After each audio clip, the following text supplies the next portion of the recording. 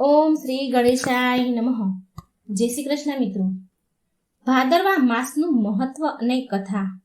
શું મિત્રો તમે જાણો છો કે ભાદરવો માસ કેટલો પવિત્ર મહિનો છે? આ ભાદરવા માસનું મહાત્મ્ય શું છે?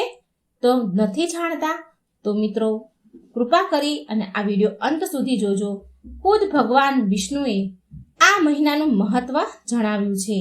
તો મિત્રો પૂરા મનથી ધ્યાનથી પ્રસન્ન ચિત્ત મનથી આ વાર્તા સાંભળજો. ઓમ નમો ભગવતે વાસુદેવાય. અચ્યુતમ કેશવમ કૃષ્ણ દામોદરમ રામનારાયણમ જાનકી વલ્લભમ. ઓમ નમો ભગવતે વાસુદેવાય નમઃ. ઓમ ગં ગં ગણપતે નમઃ. પ્રિય ભક્તો, આજથી ભાદરવો માસ બેસી ગયો છે. આ ભાદરવા માસને મુક્તિનો મહિનો પણ કહેવાયો છે. આ માસ ભગવાન શ્રી કૃષ્ણનો પ્રિય મહિનો છે. આ ભાદરવા માસમાં વિશેષ રૂપથી ભગવાન કૃષ્ણ અને શ્રી ગણેશની પૂજા અર્ચના કરવામાં આવે છે અને વ્રત કથાઓ સાંભળવાનું પણ વિધાન છે. પ્રિય ભક્ત મિત્રો, આ માસની પવિત્રતાને જોતા આ માસને પ્રાયશ્ચિત માસ પણ કહેવાયો છે. તીર્થ કે પવિત્ર નદી કે કોઈ જળાશયમાં સ્નાન કરવાથી પૂર્વ જન્મમાં કરેલા પાપોમાંથી મુક્તિ મળી જાય છે. ભાદરવા માસને દાન, ધર્મ, સ્નાનનું શુભ ફળ દાતા પણ કહેવાય છે. આ માસમાં વિધિ વિધાનથી શ્રી કૃષ્ણ ભગવાનની પૂજા અર્ચના કરવાથી સંતાન સુખ મળે છે. માનવામાં આવે છે કે આ મહિનામાં કરવામાં આવેલું દાન, ધર્મ અને વ્રતથી પાપોનો નાશ થાય છે. સાથે કામ, ધંધા, વ્યાપારમાં સફળતા મળે છે. શત્રુ પર વિજય મળે છે. સુખ સમૃદ્ધિમાં વૃદ્ધિ થાય છે. આ માસ વ્રત તહેવારોથી પરિપૂર્ણ છે. આ ભાદરવા માસના અમુક નિયમો પણ છે, જેમ કે પલંગ પર ન સૂવું, એક ટાણું ભોજન કરવું તથા મધ, દહીં, મૂળા અને રીંગણ ખાવું વર્જિત માનવામાં આવ્યું છે. અને શ્રી કૃષ્ણ ભગવાન અને ગણપતિજીની કથા અને પુરાણો વાંચવા, સાંભળવા, સ્તુતિ કરવી આ બધા જ પુણ્ય પ્રાપ્તિના સરળ સાધન છે. નારદજી દ્વારા કહેવાયા છે. તો ચાલો સાંભળીએ ભાદરવા માસની કથા. ભાદરવા માસનું વર્ણન. બ્રહ્માજીની પ્રાર્થના કરવા પર સ્વયં ભગવાન વિષ્ણુએ આ કથા સંભળાવી હતી. માટે આને ઉત્તમ, મધ્ય અથવા અધમ કોઈ પણ પ્રકારનો વ્યક્તિ કેમ ન હોય, આ વિશેષ ભાદરવા માસમાં વ્રત કરે કે મહાત્મ્ય સાંભળવા માત્રથી વ્યક્તિ અતિ પવિત્ર થઈને વૈકુંઠમાં નિવાસ કરે છે. આ એક પ્રાચીન સમયની વાત છે. એક દંપતી હતા, જેના પતિનું નામ સંબલ અને પત્નીનું નામ સુમતિ હતું. બંનેને દુર્ભાગ્યવશ કોઈ સંતાન ન હતું. સુયોગથી ભાદરવા માસ આવવા પર કેટલાય સ્ત્રી પુરુષો સ્નાન કરવા માટે જવાની તૈયારી કરવા લાગ્યા. સંબલની પત્ની સુમતિએ પણ ભાદરવાનું સ્નાન કરવાનું એના મનમાં નિર્ણય લીધો, પરંતુ એના પતિને એને બહુ સમજાવ્યો. ત્યારબાદ એ સ્નાન માટે તૈયાર થયો. પહેલા દિવસે તો એને સ્નાન કરી લીધું, પરંતુ બીજા દિવસે સંબલને બહુ તાવ આવ્યો અને એના કારણે પૂરા ભાદરવા માસમાં એ સ્નાન ન કરી શક્યું અને અંતમાં સંબલનું મૃત્યુ થઈ ગયું. મૃત્યુ બાદ નરકની યાતના ભોગવીને તેને કૂતરાની યોનિમાં જન્મ લીધો. ત્યારે એ કૂતરાની યોનિમાં ભૂખ અને તરસથી એ દુર્બળ નબળો પડી ગયો, બહુ કમજોર થઈ ગયો. થોડા સમયમાં તે વૃદ્ધ થઈ ગયો અને એના બધા અંગ શિથિલ પડી ગયા. જેથી એના બધા જ અંગ શિથિલ પડી ગયા. ત્યારે એક દિવસ ક્યાંકથી એને ભોજનનો એક ટુકડો મળી ગયો. અચાનક એ ટુકડો પણ એના મોઢામાંથી પડી ગયો અને વહેતા પાણીમાં પડ્યો. સંયોગવશ એ સમય ભાદરવા માસનો શુક્લ પક્ષ એટલે કે સુદ પક્ષ ચાલી રહ્યું હતું. એ ટુકડાને મેળવવાની લાલચમાં એ કૂતરાએ એ પણ જળમાં એને પડી ગયો કે જળમાં પડીને હું એ ટુકડો ખાઈ જાઉં. લાલચમાં આવી એ જળમાં પડ્યો અને એનું મૃત્યુ થયું. એ મૃત્યુને પ્રાપ્ત થયું. એ જ સમયે ભગવાનના પાર્ષદ વિમાન લઈને આવ્યા અને એને વૈકુંઠ ધામમાં લઈ ગયા. ત્યારે એને પાર્ષદોને પૂછ્યું કે હે મહાત્મા, મેં તો કોઈ પણ જન્મમાં એક પણ પુણ્ય કર્મ નથી કર્યું, છતાં પણ મારા જેવા અધર્મીને, પાપીને વૈકુંઠ કેમ મળી રહ્યું છે? પાર્ષદો બોલ્યા કે તે અજાણતા જ પણ ભાદરવા માસમાં સ્નાન કરી તારા પ્રાણ તજ્યા છે. આ પુણ્યના પ્રતાપથી તને વૈકુંઠ ધામની પ્રાપ્તિ થઈ છે. આગળ ભગવાન બ્રહ્માજી બોલ્યા, જ્યારે અજાણતા સ્નાન કરવાથી જો આ પુણ્ય ફળ મળે છે, તો ભાદરવા માસમાં શ્રદ્ધાથી દાન ધર્મ સ્નાન કરવામાં આવે તો એનું કેટલું અધિક પુણ્ય ફળ મળી શકે છે. આની ગણના કરવામાં તો હું પણ સક્ષમ નથી. આગળ બ્રહ્માજીએ ભગવાન વિષ્ણુને કહ્યું, હવે તમે ભાનામતીની કથા સંભળાવવાની કૃપા કરો. બ્રહ્માજીએ ભગવાન વિષ્ણુને કહ્યું, આગ્રહ કર્યો કે મને ભાનામતીની કથા સંભળાવો. તો ભગવાન વિષ્ણુ આ કથા સંભળાવી રહ્યા છે. મિત્રો, ભગવાન વિષ્ણુના મુખથી આ કથા જરૂર સાંભળજો. એકવાર રૂક્ષ્મણી ભગવાન શ્રી કૃષ્ણને કહે છે કે જેવી રીતે દેવી રતિ યુગો યુગોથી એના પતિની પ્રતીક્ષા કરી રહી છે, તો શું મને પણ મારા પુત્રને મેળવવા માટે પ્રતીક્ષા કરવી પડશે? તો શ્રી કૃષ્ણ બોલ્યા, નહીં નહીં દેવી, હવે કોઈને પણ પ્રતીક્ષા કરવાની કોઈ જરૂરત નથી. સંભરાસુરનું મૃત્યુની ક્ષણ નજીક આવી ગઈ છે. આ સાંભળી રૂક્ષ્મણી કહે છે કે આપણે પુત્ર પ્રદ્યુમન સંભરાસુરનો વધ કેવી રીતે કરશે? એ તો હજી બાળ અવસ્થામાં છે. તો શ્રી કૃષ્ણ બોલ્યા કે પ્રદ્યુમન હવે જલ્દી જ યુવાન અવસ્થામાં પ્રવેશ કરશે. આ સાંભળી રૂક્ષ્મણી કહે છે, એ કેવી રીતે પ્રભુ? પછી એટલામાં ત્યાં નારદ મુનિ અને દેવી રતિ પ્રગટ થયા અને પ્રભુને પ્રણામ કરે છે. પછી રૂકમણી દેવી રતિને કહે છે કે દુઃખી કેમ થાવ છો દેવી રતિ?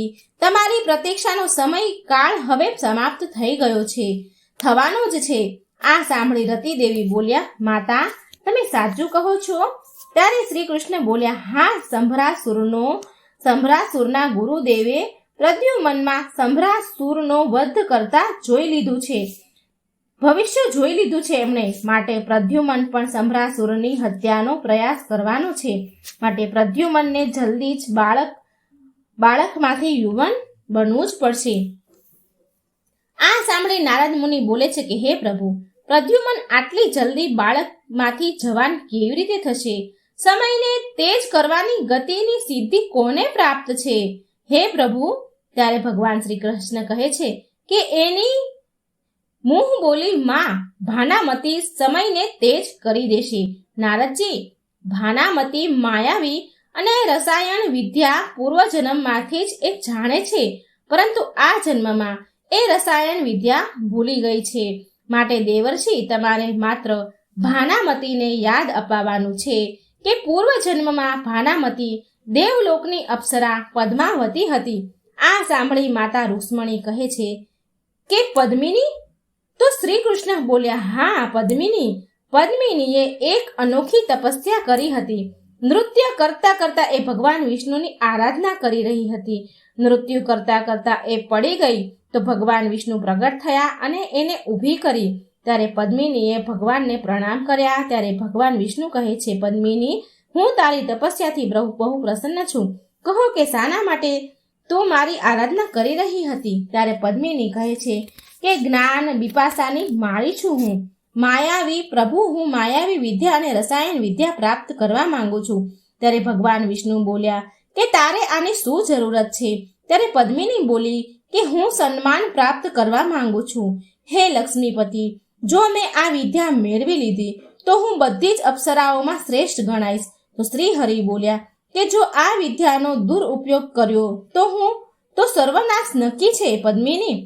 ત્યારે પદ્મિની બોલી કે હે પ્રભુ, ના હું આ વિદ્યાને આધીન રહીશ કે ના હું આનો દુરુપયોગ કરીશ. તમે કૃપા કરી મને આ દિવ્ય જ્ઞાન પ્રદાન કરો. હવે શ્રી હરિ એને વિદ્યા પ્રદાન કરે છે. પછી પદ્મિની તેની માયાવી વિદ્યાથી નૃત્ય કરતા કરતા ક્યારેક 2 રૂપ ધારણ કરતી તો ક્યારેક વૃક્ષ બની જતી.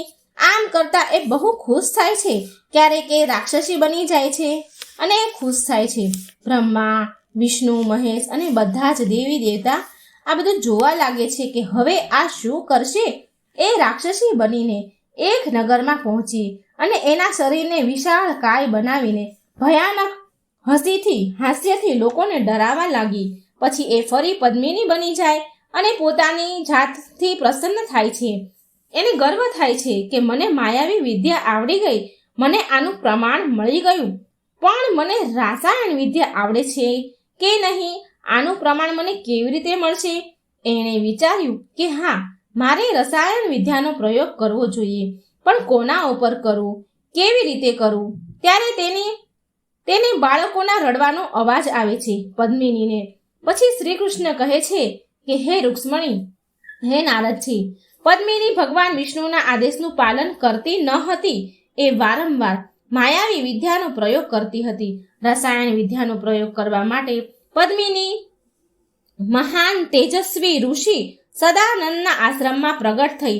અહીં આશ્રમમાં સદાનંદને 2 નવજાત બાળક સૂતેલા હતા.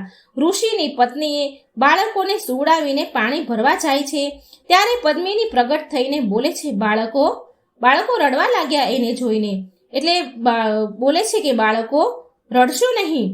તો પદ્મિની બોલી, બાળકો તમે બંને ચૂપ થઈ જાઓ, કેમ કે હું તમારા બંને પર રસાયણ વિદ્યાનો પ્રયોગ કરવા જઈ રહી છું. પછી એ તેની રસાયણ વિદ્યાથી એ બંને અબોધ નાના એવા બાળકોને 15 વર્ષના બનાવી દે છે. આ જોઈને એ બહુ પ્રસન્ન થઈ જાય છે કે મારો પ્રયોગ સફળ થયો. આ જોઈને બધા દેવતા આશ્ચર્ય પામી ગયા. પછી બ્રહ્માજી ભગવાન વિષ્ણુને કહે છે કે જો આ પદ્મિની આવું જ કરતી રહેશે તો અનર્થ થઈ જશે પ્રભુ. ત્યારે ભગવાન વિષ્ણુ કહે છે, બ્રહ્માજી, પદ્મિનીને એના પાપોનો દંડ જરૂર મળશે. પછી એ પદ્મિની એ બાળકોને કહે છે કે હવે હું તમને હજી મોટા બનાવી દઈશ. પછી એ બાળક યુવાન બની જાય છે. ફરી એ પ્રયોગ કરે છે તો એ બાળકો મોટા યુવાન બની ગયા. એટલે પદ્મિની વધારે ને વધારે ખુશ થઈ અને કહેવા લાગી કે મને રસાયણ વિદ્યા પણ આવડી ગઈ, હવે મને આનું પણ પ્રમાણ મળી ગયું. પછી પદ્મિની બોલી, બાળકો ઊભા થાવ. પછી એ બાળકો ઊભા થઈને પદ્મિનીને નમસ્કાર કરે છે. ત્યારે ત્યાં ઋષિ સદાનંદ અને તેની પત્ની આવી જાય છે. પદ્મિની અને એ 2 યુવાનને જોઈને તે આશ્ચર્ય પામ્યા. પછી એ બંને આમ તેમ જોવે છે કે બાળકોને શોધે છે એમના. પછી સદાનંદ ઋષિ બોલ્યા કે કોણ છે તું? અને એમની પત્ની બોલી કે મારા બાળકો ક્યાં ગયા? પછી સદાનંદ કહે છે કે આ બંને યુવક કોણ છે? આ સાંભળીને બંને યુવાન બાળક બોલ્યા, પિતાશ્રી, અમે તમારા જ પુત્ર છીએ. ત્યારે સદાનંદ ઋષિ બોલ્યા, નહીં, મારા બાળકો તો હજી બહુ નાના છે અને તમે તો યુવક છો. ત્યારે પદ્મિની ખુશ થઈને બોલી, આ તમારા જ બંને બાળકો છે સદાનંદજી. ઋષિની પત્ની બોલી કે અમારા બાળકો? તો એ યુવકો બોલ્યા, હા માતાશ્રી, અમે તમારા બાળકો છીએ. એટલે સદાનંદ ઋષિ કહે છે, પરંતુ આ અસંભવ છે, કેવી રીતે થઈ શકે આવું? અમારા બાળક યુવક કેવી રીતે બની ગયા? મને વિશ્વાસ નથી થઈ રહ્યો. ત્યારે પદ્મિની બોલી કે મેં આ બાળકોને મોટા યુવક બનાવ્યા છે. આ સાંભળી સદાનંદ ઋષિના ચહેરા પર ક્રોધનો ભાવ આવ્યો. ત્યારે પદ્મિની બોલી કે મેં આમના પર રસાયણ વિદ્યાનો પ્રયોગ કર્યો છે અને હવે હું સમજી ગઈ છું કે હું રસાયણ વિદ્યા જાણું છું. આ સાંભળી ક્રોધિત થઈને ઋષિ બોલ્યા, હે મૂર્ખ, તે કેટલું ઘોર અપરાધ કર્યું છે. ત્યારે ઋષિ વરની પત્ની બોલી કે તે મારા બાળકોનું બાળપણ છીનવી લીધું, તે સારું નથી કર્યું. હજી તો મારી મમતા પણ મને તૃપ્ત થઈ ન હતી. બાળકથી પછી ઋષિ બોલ્યા, રસાયણ વિદ્યા મળ્યા પછી તું એટલી ઉન્મત્ત થઈ ગઈ કે તું અમને પ્રણામ કરવાનું પણ ભૂલી ગઈ. તારું આ અપરાધ ક્ષમા છે, પરંતુ તે મારા બાળકોને યુવાન બનાવવાનો અપરાધ કર્યો છે એ ક્ષમા યોગ્ય નથી.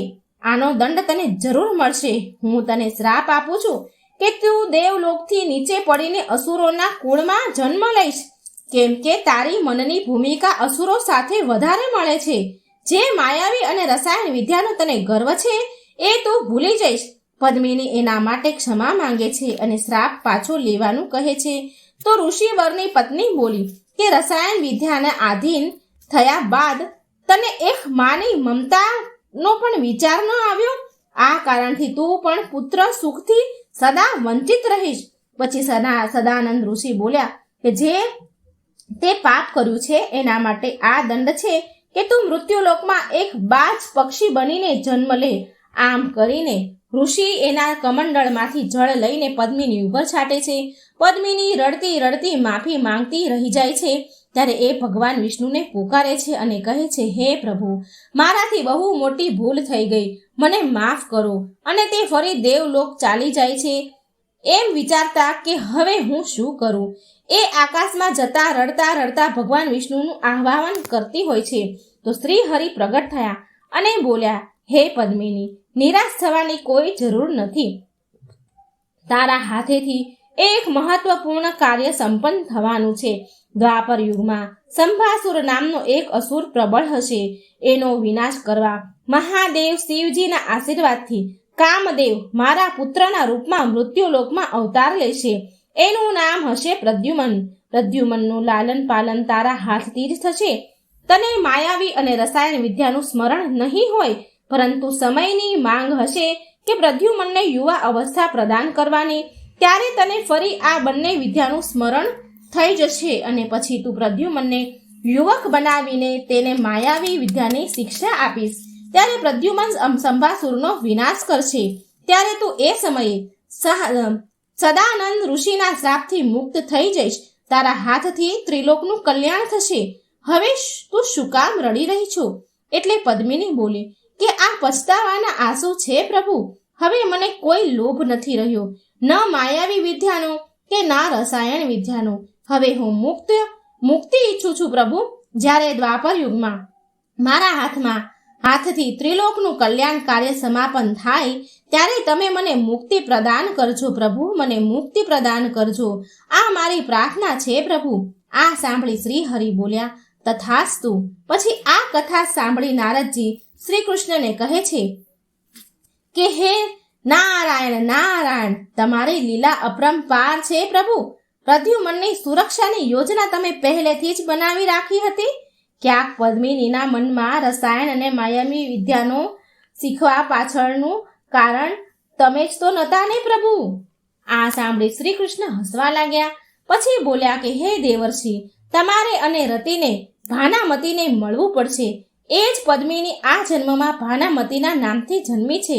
ભાનામતીને તમારે મળવું પડશે. ભાનામતીને જ્યારે તેના પૂર્વજન્મનું સ્મરણ કરાવશો ત્યારે તેને બધું જ યાદ આવી જશે અને એ સદાનંદ ઋષિના શ્રાપથી મુક્ત થઈ જશે અને પ્રદ્યુમનને યુવા અવસ્થા પ્રદાન કરશે. પછી ભગવાન શ્રી કૃષ્ણ દેવી રતિને કહે છે કે તમારું કાર્ય પ્રદ્યુમનને એ બતાવવાનું હશે કે એ કામદેવ છે. કામદેવના રૂપમાં એમને અવતાર લીધો છે પ્રદ્યુમન બનીને. અને એક વાત બીજી કે સંભાસુરના ગુરુદેવને એ ખબર પડી ગઈ છે કે પ્રદ્યુમન સંભાસુર માટે મૃત્યુદાતા છે, માટે એ પ્રદ્યુમનને મારી નાખવાની પૂરી કોશિશ જરૂર કરશે. એનો પ્રયાસ વિફળ કરવા માટે ભાનામતીને પૂર્વજન્મનું સ્મરણ કરાવી દેજો. આ બહુ જરૂરી છે. આ સાંભળી દેવી રતિ બોલી કે અમે ભાનામતીને મળવા જઈશું પ્રભુ. આમ કહી દેવી રતિ અને નારદજી ત્યાંથી ચાલ્યા ગયા અને ભાનામતીને પૂર્વજન્મનું યાદ બધું અપાવ્યું. ભાનામતીએ ત્રિલોકના કલ્યાણ માટે પ્રદ્યુમનને યુવા અવસ્થા પ્રદાન કરવા તૈયાર થઈ ગઈ. ભાનામતીએ ભગવાન વિષ્ણુનું સ્મરણ કરતા સહાયતા માંગી ત્યારે ભગવાન વિષ્ણુ બોલ્યા કે એ વસુ અને નાગ, ગંધર્વ આ ત્રણેય દેવતાનું સ્મરણ કરીને આહ્વાન કરે તેના દ્વારા તથા અશ્વિની કુમારોને પ્રસન્ન કરી એમની પૂજા કર્યા બાદ એમના દ્વારા તારી આ વિદ્યાથી પ્રદ્યુમન યુવા અવસ્થાને પ્રાપ્ત થશે. ત્યારે ભગવાન વિષ્ણુના અંતર્ધ્યાન થયા પછી ભાનામતીએ આવું જ કર્યું.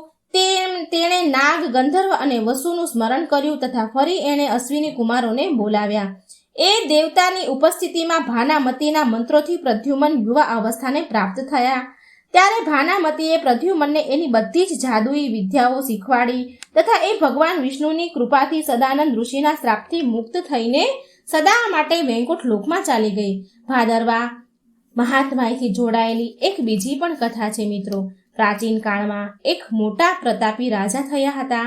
એમનું નામ નળ હતું. એની અત્યંત રૂપવતી પત્ની હતી. એનું નામ દમયંતી હતું. રાજા પ્રજાનું પાલન મનથી કરતા હતા, ખૂબ સારી રીતે. એટલે એ પણ સુખી હતા અને પ્રજા પણ સુખી હતી. કોઈ વાતનું દુઃખ હતું નહીં. પણ કોઈ શ્રાપના કારણે રાજા નળ વિપત્તિના વાદળોમાં ઘેરાઈ ગયા. એમના ઘરે એટલી વિપત્તિઓ આવી કે એની કોઈ ગણના ન થઈ શકે. તેમના હાથી ખાનામાંથી અનેક મદમસ્ત હાથી હતા જેને ચોર ચોરી કરીને લઈ ગયા. ઘોડા ઘરમાંથી બહુ બધા ઘોડા ચોરી કરીને લઈ ગયા. ડાકુએ મહેલ ઘેરી લીધો અને આગ લગાવી દીધી. વધેલ ઘટેલ બધું જ સ્વાહા થઈ ગયું. થોડું ઘણું જેમ તેમ કરીને બચાવ્યું હતું એ પણ જુગારમાં નષ્ટ થઈ ગયું. વિપત્તિની કોઈ સીમા ન રહી. રાજા રાણી નગર છોડીને રાજ્યથી બહાર ચાલ્યા ગયા. જંગલોમાં જ્યાં ત્યાં ભટકવા લાગ્યા. પતિ પત્ની એક તેલીને ત્યાં પહોંચ્યા. તેલીએ બંનેને આશરો આપ્યો. એને ખબર ન હતી કે આ નળ અને દમયંતી છે. નળને બળદને હકાવવાનું કામ સોંપ્યું અને દમયંતીને સરસવ સાફ કરવાનું કામ સોંપ્યું.